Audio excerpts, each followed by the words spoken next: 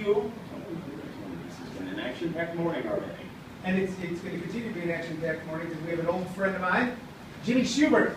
Hey guys, good morning. How are you? Sorry to run late. The traffic's nuts out there. First off, on one of these highways, a wine truck just drove in the side of a cheese truck, and a $5,000 fundraiser broke out. It really is. It's like election season. Say no on Prop 408. I mean, how many props are on the ballot? 408? What are you voting on out here? It's just the middle. I know, it's just the middle. You know, I'm kind of upset because, you know, in Phoenix, you know, a couple of years ago, you guys finally agreed to, you know, celebrate Martin Luther King Day, and up until that point, I used to call my friends in Phoenix and go, hey, how was work? Now, I can't do that anymore, so, you know, but, the last time I saw you yeah, it's been a was while. in 1994. Yeah. That's the last time I saw you. In North Carolina. Okay, I was directing Rich Scheider's one-man show. Oh, that's right, And you were doing a gig down there for 35 bucks and change. Yeah, some ridiculous thing. And then I turned around, and you know, and I always tracked your career over the years, like I did all my friends, because a lot of times with comics we're friends, we don't see each other for years. And the next thing you're on the last comic standing, so that was pretty darn cool. Yeah, I got the opportunity to do it.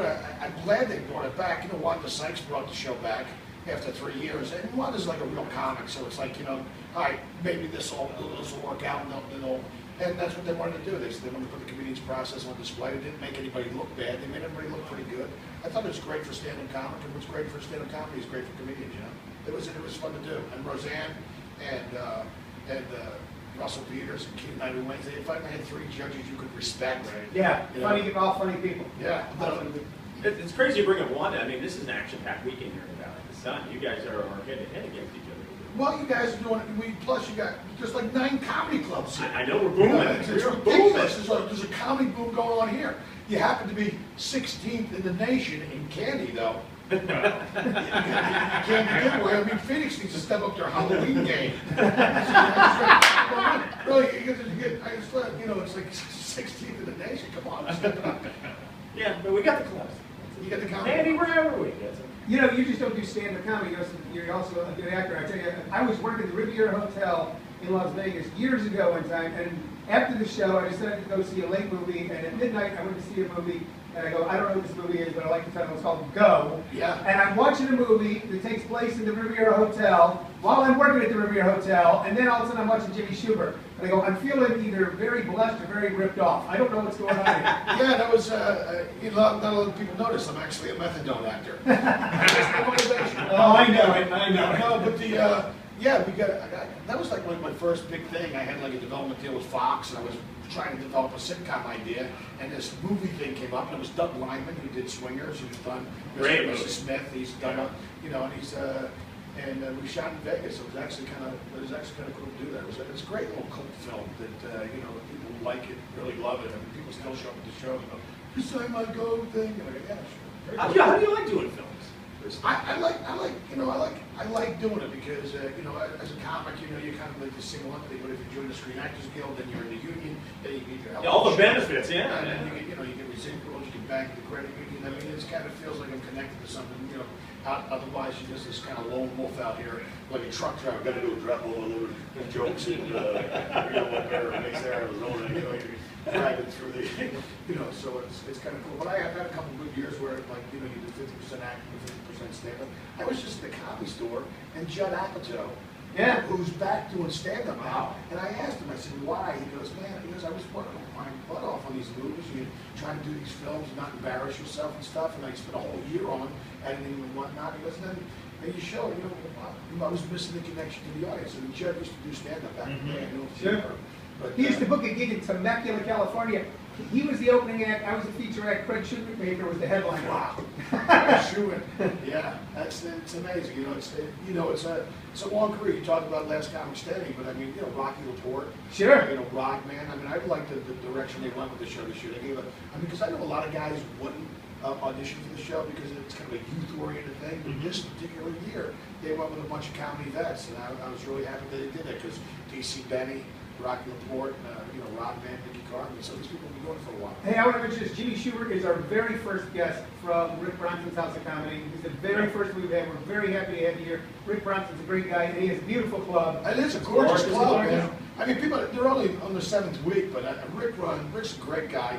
He runs great clubs. They're really a slick little club. He's a comics comic. He is a comic himself. And I got news for you. They put you up in this condo across the street that is absolutely, well, it could be possibly one of the best condos I've ever stayed in my life. You know, they got like, you walk in, it's like you feel like you should be wearing a suit coat with leather patches on the elbows, smoking a pipe and reading. It's all this like leather. Oh, that's 5-star. It looks like you just came off the golf course. No, I'm getting ready to go on the golf course. Where are you playing? True North. Very nice. Yeah. True. Very, very What nice. do you think you're doing? Check Yeah, yeah, I know. I'm like, look good. So Rick has a membership at True North. That's why you're playing. Probably, yeah, Rick probably does, but... Because you can't get on the Van Nuys 9-hole course in LA, can you? Can you get on the Van Nuys executive course? That's the play. Off the mats. Yeah, the Woodson course. The Woodson course is the little 3-hole, 9-hole. I almost got in a fist fight there one time. Yeah, most people do. It's in a bad neighborhood. Well, the one in Van Nuys is a pitch and putt. I mean, literally, it's a 3-point. There's a 9-hole exec right there on Woodson. And I was watching 2 guys arguing in a parking lot. And they saw me watching them, and they both started running against the fence. I'm on the 2nd hole. Go, you want? Come on!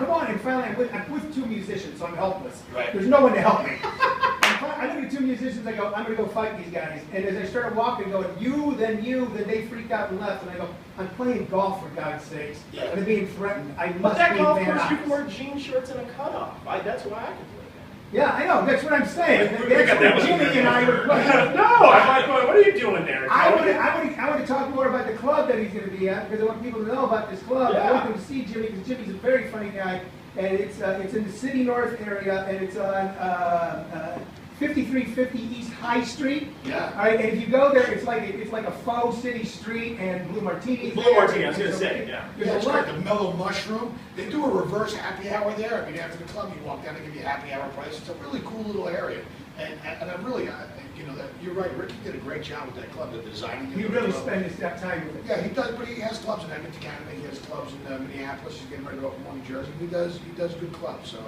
If you were to see Jimmy tonight, or if you were going to, well, anytime, come down and see Jimmy tonight or Saturday, are you there Sunday as well? Yeah, I'm there Sunday too. Okay, call 480-420-3553. That's 480-420-3553. Or go to houseofcomedy.net. Yes. They're in net, houseofcomedy.net. And you'll be able to see all the great shows they got coming up and be able to get tickets for Jimmy tonight. Do you have another gig after this, Jimmy, or you just? Yeah, I'm on the Winston Salem, then I'm going to Atlantic City. I'm doing the Regatta, and then I'm going to Austin. You know, I mean, I've been on this. Well, no, what's the deal? Is that still creative, or was Heffron Entertainment now? No, they got another club down there. I don't think it's associated with creative, but a lot of these clubs, like these low rooms, that are kind of banding together. And so, like, you got one in Louisville, you got one in Tacoma, Washington, and they're all getting booked by one guy because they're trying to compete. You know, so they can. Louisville and Tacoma are banding together? Well, they got Tacoma, Washington, there's Louisville. Morty's in Indiana. There's one guy booking all those clubs, so they can offer like more weeks because there's a lot of clubs are getting. Just offer Morty's alone should be able to induce a guy to get on a plane. Talk about a bet. Talk about getting in a fist fight in a comedy club. You know. Morty's, you're playing Morty's. Buddies. So how long have you two known each other? How many years is this? God, you know, we used to, I think I met you at the Laugh Factory, maybe like, when were you? In the 80s. In the 80s. Tony, do you remember this? Or? Yeah, I do. I've always known, not only, Jimmy's one of those guys that not only did I know him, but he always knew what he was doing, and he was always doing, you know, so he kind of tracked for a long time, and he was one of those guys where you go into some place, and a week before Jimmy had been there, or a week after, so I always tracked him. When I stayed in touch, I tell Jimmy I said hi, even if I haven't seen him in years. What's cool about it is that's when it was so hot in the scene. I'm a kid from Southern California also. It was just exploding on Sunset in the 1980s. That was in ridiculous. every different direction. And that Laugh Factory, that guy didn't even have a liquor license when we were working there. You know, he sold Zimas. You know what Zima, the wine? You don't even like a wine license. Yeah. And Well, he's a big player now. Jimmy Masad is a great comedy guy. But in those days, he had a beautiful, he was on a corner with a beautiful sign, and he had a hole in the wall. People would be lost looking for the comedy store, and he'd stand out front, and tourists go, is this the comedy? Go, yeah, comedy, buddy, come on in. Tunes are pay for them now. And then you're watching you and me and Pauly Shore when he was started, Steve Smith. He'd see people go, I don't think this is the comedy store. Yeah. But he'd already gotten their money. Steve Smith, I remember, there was a place called the Comedy Cabaret. And there's a place called the Natural Fudge and Monty's Steakhouse in Westwood and the Alley Cat Bistro. Yeah. I mean, like you could just like literally do your time, jump in your car, go across town, do another 5 minutes. So you're all just trying to fight to get better and become a better comedian. But they were all over. I mean, you could make the rounds and do 5 spots. Well, you've Monday night. definitely become a better comedian. You're a very funny guy. People should go and see him at the House of Comedy on High Street. That's very nice, man. I appreciate it. But it was. It's funny because everybody after Last Comic Standing, it's just been nonstop as far as the touring schedule. And I just talked to Rocky in DC, and those guys are having a resurgence as well. So it's kind of cool. Tell Rocky I said hi. Will do, man. Tell him he needs to come back to Phoenix. Jim, you want to steal one more segment, or do you have? Yeah, no, I'll stay one more segment with you guys. Yeah. Well, we're messing with your tea time. No, man. We'll push it back. Somebody. At Rick Bronson's private golf Look, course. you know, it's getting ready to rain. Someone, friend, look, it's getting. That means you'll be able to drink earlier. That's right. You'll be at the 19th hole. All right, you're listening to Wild Jokers, and we'll be right back. Very cool, man. Thank you, Cool buddy. stuff, Good to yeah. see you, man. Yeah.